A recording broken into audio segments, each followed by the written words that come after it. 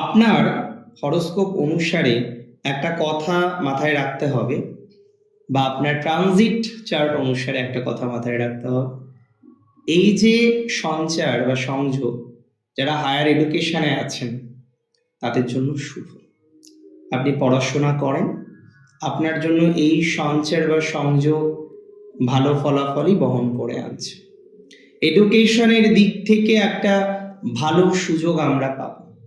Even যারা entrance দেবেন, engineering entrance, লয়ের জন্য এন্ট্রান্স হয় যেটা কমন ল অ্যাডমিশন টেস্ট, বা ক্যাট দিচ্ছেন যারা, বিভিন্ন রকমের এন্ট্রান্স এক্সামিনেশনগুলিতে যারা অ্যাপেয়ার করছেন বা অ্যাপেয়ার করতে চলেছেন, এই ট্রানজিট আপনাদের বিশেষভাবে কিন্তু ফলাফল দিতে পারে বলে আমি অন্তত পক্ষে মনে করছি।